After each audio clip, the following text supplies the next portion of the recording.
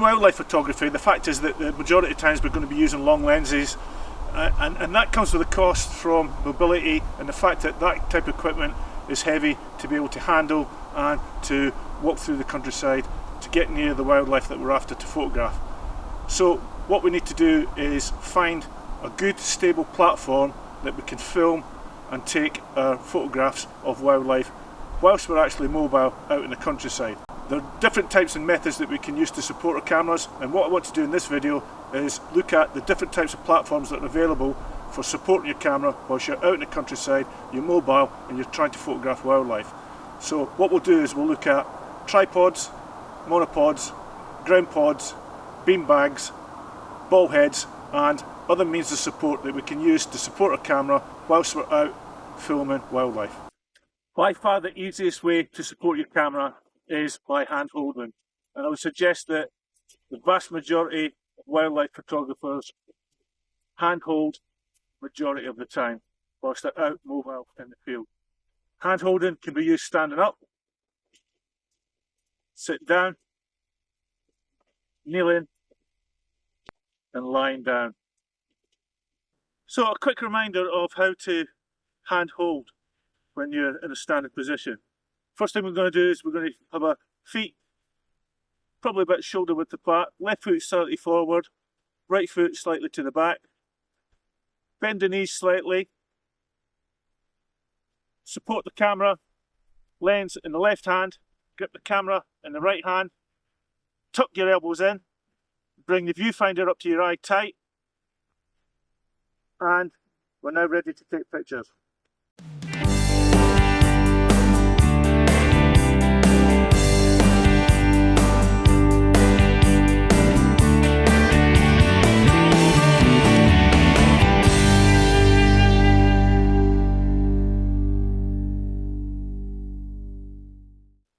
Advantages and disadvantages of hand holding. Advantages are it's completely free. It doesn't cost anything to hand hold. You just need to know the technique. The disadvantages are in low light. In low light, you're going to need slow shutter speeds to get more light in, and that is not conducive with hand holding. For wildlife photography, it's essential that you have a stable platform to work from. For stability, really, I don't think there's anything that can really beat the tripod. However, that comes with a price, and that price is to do with mobility. As wildlife photographers, we're constantly moving through the countryside looking for subjects to photograph, and carrying a tripod with a big camera and a large lens, that's the price you're going to have to pay. However, as I said, tripods are probably the most stable platform that you're going to get. So what should you look for in a tripod? Your budget is going to determine what you can afford to purchase when it comes to buying a tripod. Sort of things you're kind of looking for, things like, does it have a good load bearing capacity? Can it be used at low level? Carbon fibre. Carbon fibre tripods like this one are much lighter than the aluminium ones.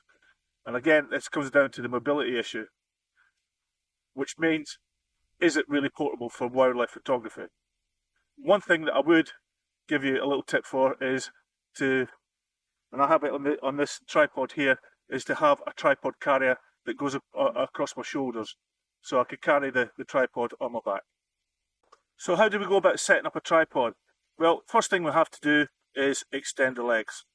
So extend the legs fully and make sure that you lock them off. When you place the tripod onto the ground, place it so that the forward leg, single leg, is pointing in the direction of the lens, and you stand between the two legs at the back. Next thing we then need to do is we need to level the tripod off. Once we've done that, we'll then attach the camera and we'll balance the lens if we're using a gimbal. That's the basic procedure to go through when you're setting the tripod up. Okay, once we think we've got the tripod set up, just need to carry out one or two little checks before we're actually happy that it's safe and secure. First thing you're going to do is make sure that you check the feet, make sure that they're solid on the ground. Check to make sure that all your locks are actually locked. If you do have to make any adjustments in height, little tip is to lower the lower legs first.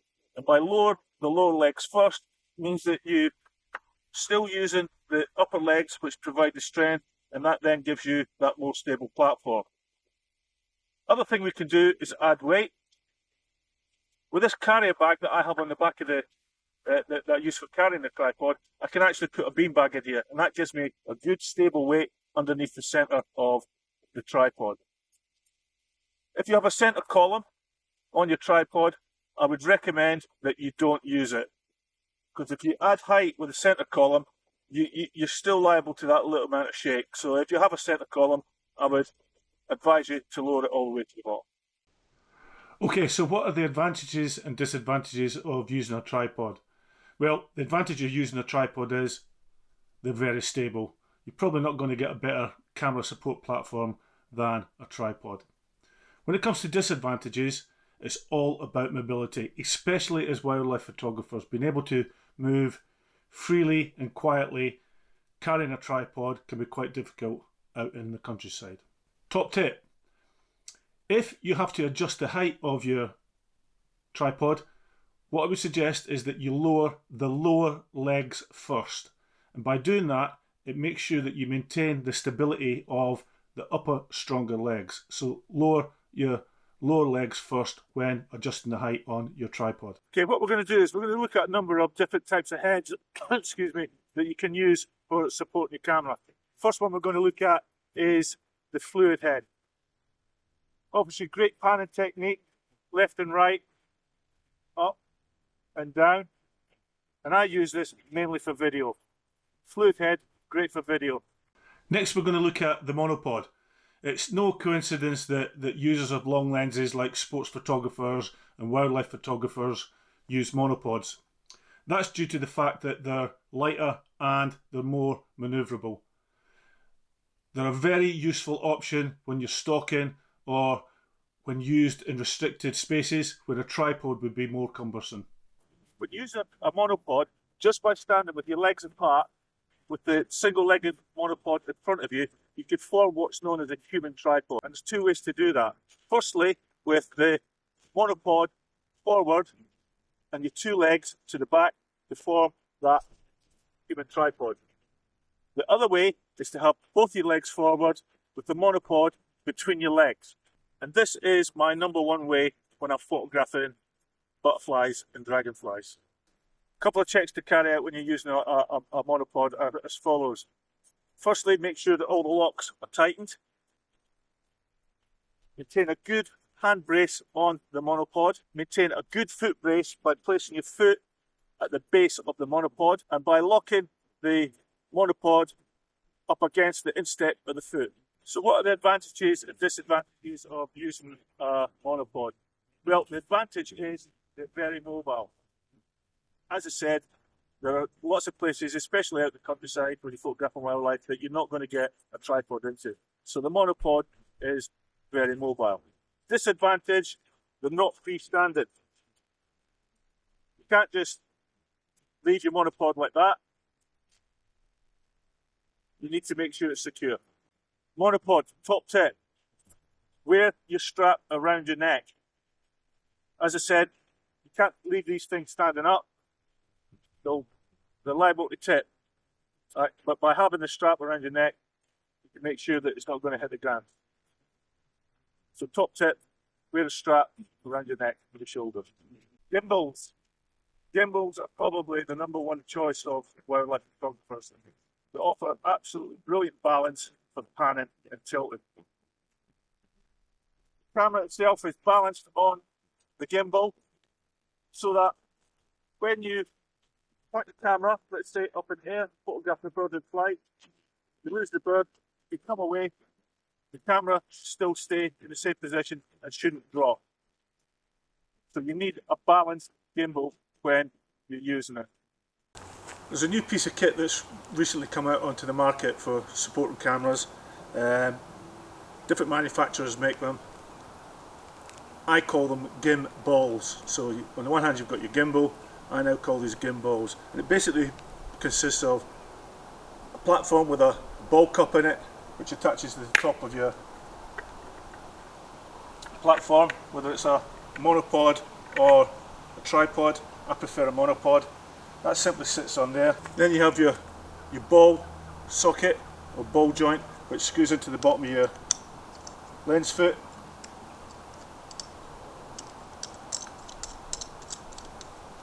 And then all you simply have to do then is place that ball into the socket. It's as simple as that. Great piece of kit. Very lightweight, very mobile. Ideal for walking around in the countryside with, rather than carrying a heavy gimbal. Here I have a gimbal. What I'm going to do now is set up a little test to show you how quickly you can deploy a gimbal in front of a gimbal. Just see how easy it is. So let's go.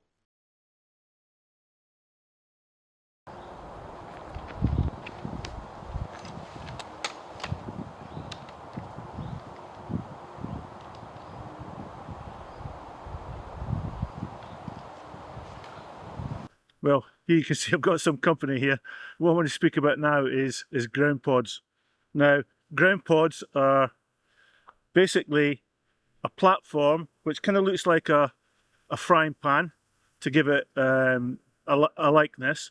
And what you do is you can fit your preferred support head to it. I prefer to use a gimbal. I think the vast majority of wildlife photographers who use ground pods, you'll only see them using gimbals. As we all know, getting down low is one of the most basic principles of wildlife photography. To get down at a low level, especially if you're photographing wildfowl, ducks, geese, etc. that are on the water. So you need to get down low, and the ground pod is ideal for that. One thing about the ground pod also is that you can actually use it in a car if you support on top of a beanbag. So what are the advantages and disadvantages of a ground pod? Well, the advantage is it is a great piece of kit for getting down at low level for photographing wildlife. Disadvantages can be a little bit bulky and it can be limited in its use, but as I said, there are one or two other options that you can use a ground pod with. Another support head that we have is what's known as the ball head. Now, in my experience, I would think that the ball head is probably one of the least used support heads for wildlife photography. Because of the options that we've got with gimbals, I think gimbals are absolutely fantastic and fluid heads. However, if you do have a ball head and you don't have a gimbal, you can set your ball head up to get your camera into a gimbal-like position by offsetting the arm that comes out of the gimbal into the slot that you have in the ball head and securing the camera. You can get it down at that level, and that's when I would use a ball head. Okay, the beanbag offers a very good support for your camera and is very popular amongst wildlife photographers. They're very versatile. It can be rested against virtually any surface, from car window, car roof, straw bales, fence posts, gates. That's where the versatility of the beanbag comes from. With the beanbag's actually filled up with things like rice, birdseed, dried beans, things like that themselves. Allows the camera to be molded to the beanbag and prevent any movement, giving you that stable platform that we're at. What are the advantages and the disadvantages of a beanbag? Well, the advantage of a beanbag is that, as I've said, they're very versatile. They can be used in many occasions. Disadvantages: weight. You normally find that you need more than one beanbag, so weight could become a problem with beanbags when you carry them around. Top tip: as I've just said, one of the disadvantages of beanbag can be the weight, depending on what the filling is. However, best advice I could give you: if you're going to get a beanbag, get one that's got handles so that you can actually carry your camera and the beanbag at the same time. It's a great way for moving around the countryside. So, top tip: beanbag with handles so you can carry your camera and the beanbag at the same time. Okay, thanks for watching this edition of Kevin Hatley Photography, where we looked at improving our camera support. I hope you've enjoyed it as much as I have actually filming it. It's really important that we have a real stable platform to take our images from. If you want sharp images, you need a stable platform. All I would just ask is that if you've liked it, could you hit the like button?